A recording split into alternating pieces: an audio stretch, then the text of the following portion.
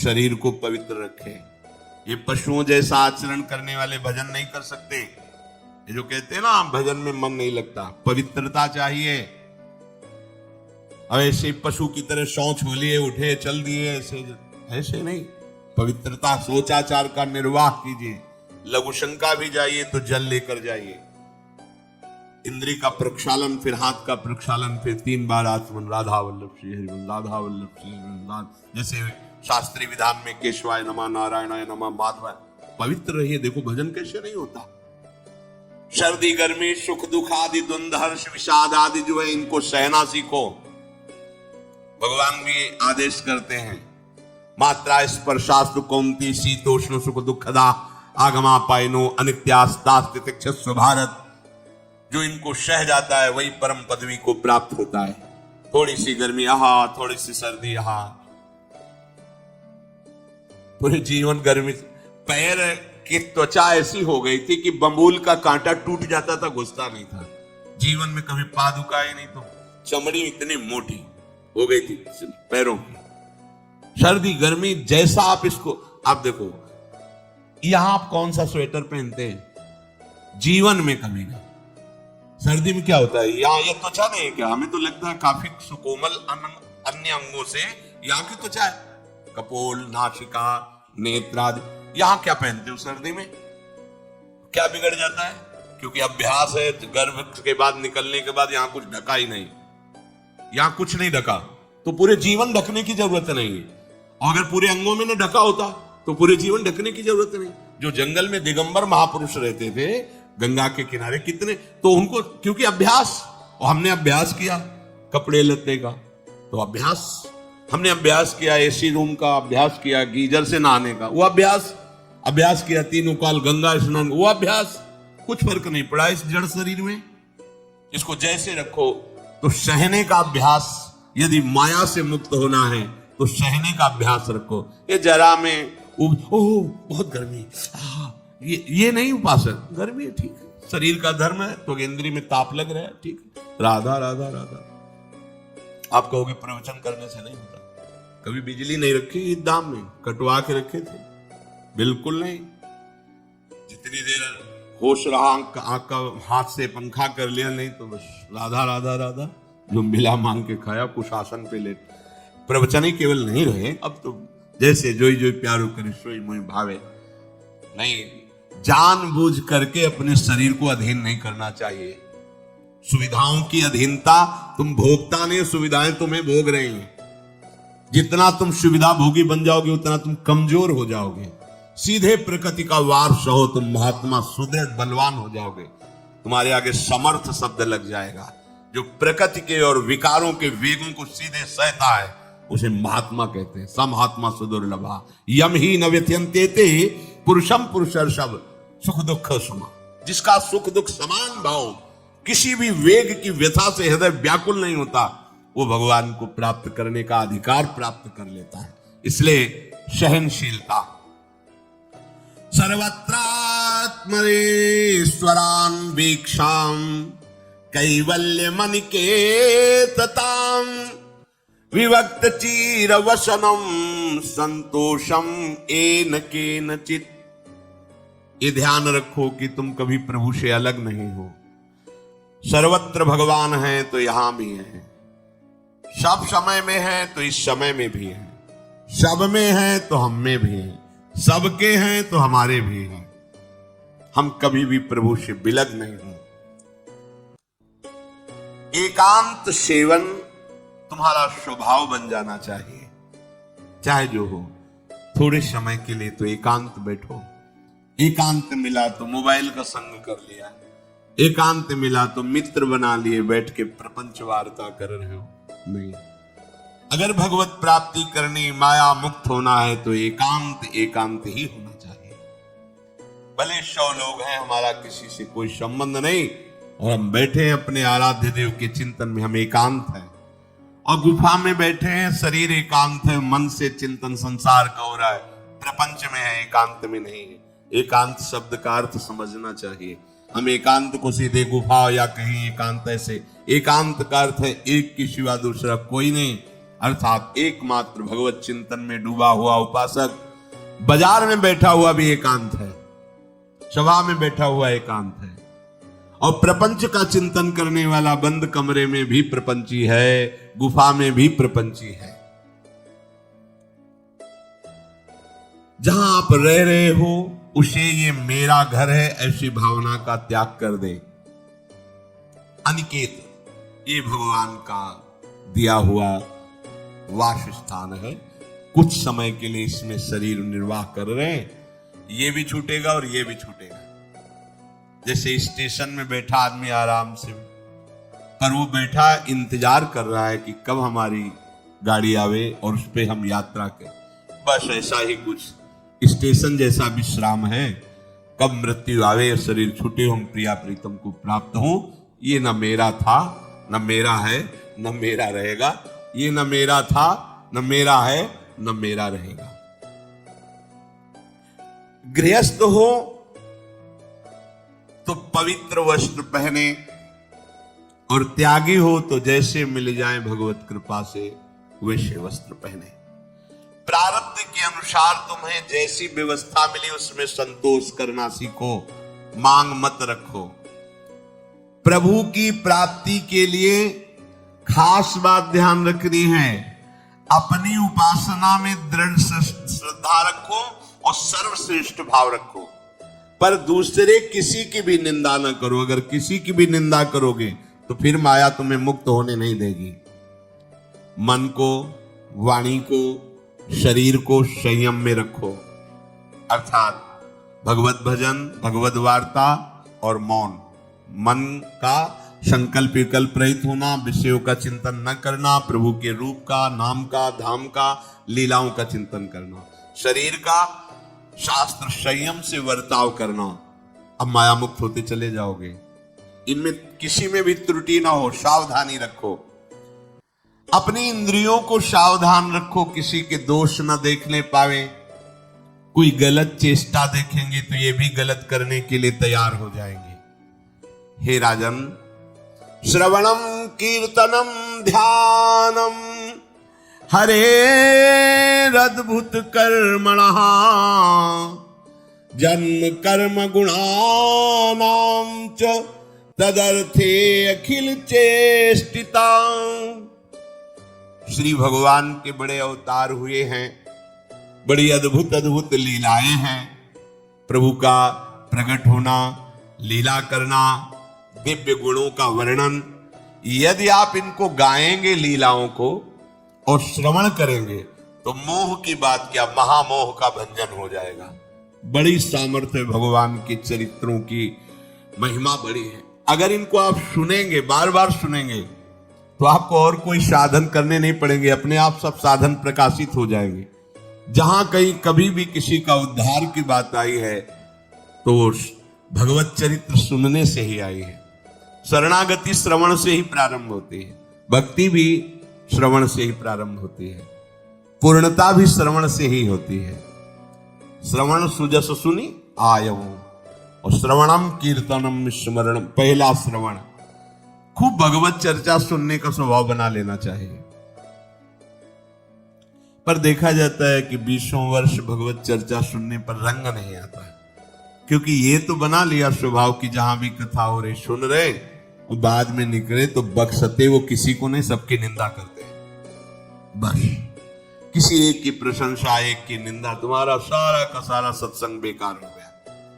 अगर सत्संग को सुरक्षित रखना है तो ना किसी की स्तुति, ना किसी की निंदा, जो सुना है उसको अपने जीवन में मनन करते हुए उतारे। प्रभु की लीलाओं का श्रवण और प्रभु के नाम का कीर्तन और प्रभु के रूप का ध्यान, ये तीन बातें बहुत जल्दी भगवत प्रेम प्रकट कर देती है। ये तीन बातें बहुत जल्दी भगवत प्रेम प्रकट कर देती हैं। प्रभु के अवतार लीला चरित्रों का खूब गायन करे, खूब श्रवण करे। भगवान की अवतार लीलाएं भी हैं और प्रभु की प्रेममय निकुंज लीलाएं भी हैं। तो अगर आपका निकुंज लीला में प्रवेश नहीं है तो प्रथम सुने भागवत, भक्त मुख भगवत वाणी। भगवान के अवतारों का, भगवान की अवतार लीलाओं का श्रीमद् भागवत में खूब बढ़िया वर्णन है। पढ़ो, सुनो, क्या होगा इससे? मोह का नाश हो जाएगा। दूसरी बात, नाम कीर्तन, ये तो महान अमृत है। बिल्कुल विश्वास कर लो, नाम कीर्तन अमृत है। ताली बजा के, मंजीरा बजा के, ढोल बजा करके, नाच करके, जैसे बने, अकेले, चार लोग, जैसे बने, नाम संकीर्तनम यस्य सर्व पाप प्रणाशनम। देखो, भगवत चर्चा ने महामोह का नाश कर दिया और भगवान नाम कीर्तन ने सब पापों का नाश कर दिया। नाम संकीर्तनम यस्य सर्व पाप, सर्व, पीछे बीच में जो भी जमा संचित कृप, सात को भस्म करने की सामर्थ्य नाम कीर्तन। ये जो राधा राधा आप बोलते हैं, बहुत अमृत है, बहुत अमृत। और प्रभु के रूप का ध्यान, ये तीन बातें बहुत जल्दी माया मुक्त कर देंगी, आपको भगवत प्राप्ति करा देंगे। प्रभु के रूप के ध्यान के लिए ही दिव्य श्यामा श्याम ने बिहारी जी का रूप धारण किया। ये किसी मूर्तिकार की रचना नहीं है। श्री राधा रमण जी सरकार, राधा वल्लभ लाल जी महाराज, श्री बांके बिहारी लाल जी महाराज, ये साक्षात प्रगट ठाकुर है। प्रिया प्रीतम हमारी दृष्टि में सामर्थ्य नहीं कि देख सके, वो तो हरिवंश नेत्रों से देखे जाते हैं। निकष कुंज ठाड़े भय भुजा परस्पर अंश, श्री राधा वल्लभ मुख कमल निरख नयन हरिवंश। हरिवंश नेत्र प्रकट हो जाएंगे, आश्रित जन हो, चिंता की बात नहीं। पर ये जो रूप प्रकट है, इसके ध्यान में तो तुम्हें कोई श्रम नहीं करना। बिहारी जी महाराज, राधा वल्लभ जी महाराज, राधा रमण जी महाराज, भर नेत्र देखो और अपने नेत्र के कैमरा से खींच लो फोटो। अब आप फिर इधर देखो, उधर वैसे ही खड़े नजर आ रहे, वैसे मुस्कुराते हुए दिखाई दे हर समय। और ये आदेश कर रहे हैं हरिवंश महाप्रभु, सब सोहित निष्काम मति, श्री वृंदावन विश्राम, श्री राधा वल्लभ लाल को हृदय ध्यान, मुख नाम। राधा वल्लभ लाल का ध्यान करो और राधा वल्लभ श्री हरिवंश बोलो, तो तुम्हारी मति निष्काम हो जाएगी, तुम्हें अखंड वृंदावन वास मिल जाएगा। प्यारे जो तुम्हें प्यारे लगने लगेंगे। ये तीन बातें आपको निश्चित भगवत प्राप्ति करा देंगे। इष्टम दत्तम तपोजप्तम व्रतम यच्चात्मनः प्रियम, दारान श्रुतान गृहान प्राणान यत् परस्मै निवेदनम। जो भी तुम्हारे द्वारा यज्ञ दान तप अथवा जप सदाचार, ये सब प्रभु को अर्पित कर दो, अविनाशी हो जाएगा। प्रभु को अर्पित कर दो जो भी तुम्हारे द्वारा होता है। हे प्रियालाल, आपकी प्रसन्नता के लिए फिर दोबारा कह रहे हैं, स्त्री पुत्र घर जीवन और अपने प्राणों का मोह त्याग करके, प्राणों का मोह त्याग करके। यहां पूरा समाज वैसे ही सब बैठा है हृदय में। देखो, जिस मार्ग में चलना उसे समझो। अंदर से केवल प्रिया प्रीतम में ही हमारी अहमता ममता होनी चाहिए। प्रभु सच्चिदानंद श्री कृष्ण चंद्र जी को अपना प्राण प्रीतम मानने के लिए ये जितनी जगह आप अपनापन किए हैं समेटना पड़ेगा। सबकी ममता ताग बटोरी, मम पद मन ही बांध बर डोरी। लाडली लाल के लाडले तो कोई बिरले दिखाई देते हैं, प्रिया प्रीतम के जन तो कोई बिरले दिखाई देते हैं।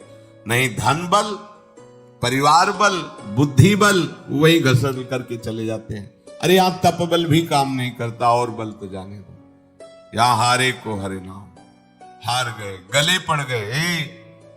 गले पड़ जाओ, बढ़िया, इसी जन्म में कल्याण हो जाएगा।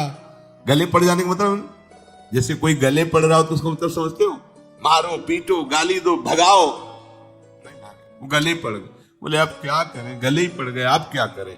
ऐसे ही पूज्य श्री स्वामी राम सुखदास जी महाराज कहते, श्री कृष्ण के गले पड़ जाओ भैया, इसी जन्म में तुम्हारा कल्याण हो। भगवान के गले पड़ जाओ। गले आप तो जैसे भी अब आपके हैं, अब तो हमको वल्ला मचा कहेंगे कि राधा वल्लभ लाल के हैं। तुम्हें अपनी इज्जत बचा लियो तो सुधार लो हमें, समझ गए? ये गले पड़ना। हाउ कहावत, लंबा तिलक लगाएंगे और जय राधा वल्लभ लाल की बोलेंगे, और आपके लायक तो हम हैं नहीं। अब आपको अपने लायक बनाना कि आपका दास कैसा होता है, तो आपको बनाने के लिए कोई मशीन की जरूरत नहीं, आप ऐसे बना दोगे, बना देना। अब आपके गले पड़ गए, आप ही हमारी इज्जत हो, आप ही हमारे जीवन हो, अपनी इज्जत संभालनी है तो हमें संभाल लेना। वो संभाल लेते हैं, वो मच्छर को ब्रह्मा बना देते हैं, घोर पापी को ब्रह्म ऋषि बना देते हैं, उनके लिए कोई दुर्लभ बात नहीं। पर जब तक अहंकार है तब तक उनकी तरफ से ये प्रोसेस शुरू नहीं होता। जब हार गया और गले पड़ गए, फिर वो बड़े बड़े महात्माओं के द्वारा भी बंधनी हो जाते हैं। यदि इसी जन्म में भगवत प्राप्ति करनी है तो ये काम तो आपको बड़ी जल्दी कर लेना है। जहां जहां हमारी ममता है उसे प्रभु के चरणों में लगानी ही पड़ेगी। चूक करोगे वही ममता की डोर मन को घसीट लेगी और अब अगले जन्म का विधान बना देगी। यदि आपको इसी जन्म में भगवत प्राप्ति करनी है तो सबकी ममता ताग बटोरी, मम पद मन ही बांध बर डोरी।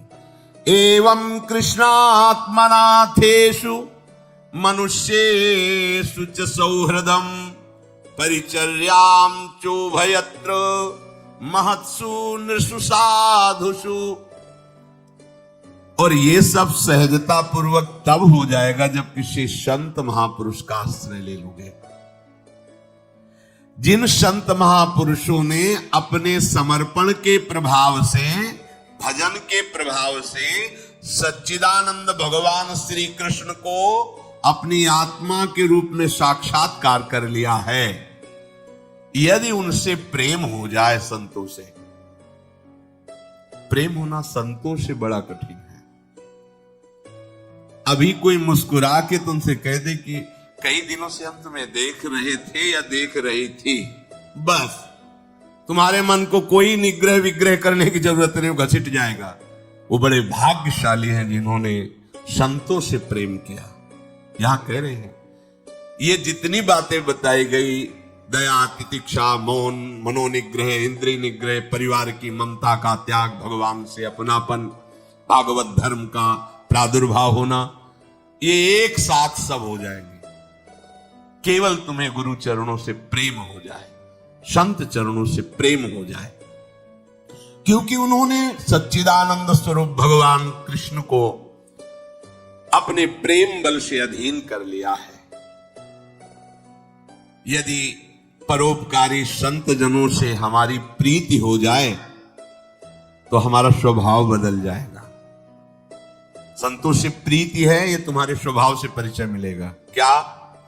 परस्परानुकथनम पावनम भगवद्यशः मिथो रतिर्मिथस्तुष्टिर निवृत्तिर्मिथयात्मनः। जब संतों से प्रेम हो जाता है तो स्वभाव बन जाता है क्या? भगवत चर्चा करने का। अपने लोग जब नई अवस्था में भिक्षा के लिए चले और आगे संत मिल गए, 2-2, 3-3 घंटे धूप में खड़े भगवत चर्चा हो, नीचे धूल जल रही, ऊपर से सूर्य ताप है और खड़े 2-2, 3-3 घंटे चर्चा। शाम की किसी बात पर छिड़ गई तो ये शास्त्र 12-1 रात्रि के बज रहे, वो प्रसंग पूरा और उसका निर्णय, रात दिन उसी की चर्चा। स्वभाव बदल जाएगा, कुछ और अच्छा नहीं लगेगा। परस्परानुकथनम पावनम भगवद्यशः, परम पवित्र करने वाले भगवान की बातें वो परस्पर करने लगते हैं। यदि संतों से प्रेम नहीं तो जहां दो मिलेंगे वहां संसार की वार्ता होगी। संत प्रेमी जब मिलेगा तो भगवत चर्चा होगी। ये पहचान है परस्परानुकथनम पावनम भगवद्यशः। आपस में इकट्ठे होकर नाम कीर्तन करना, भगवत चर्चा करना। पर मिथोरतिर, जो प्रपंची लोग हैं उनसे उनका संबंध नहीं होता। मिथस्तुष्टि, जो भोगी लोग भोगों में सुख प्राप्त करते हैं, उपासकों को उसमें नहीं।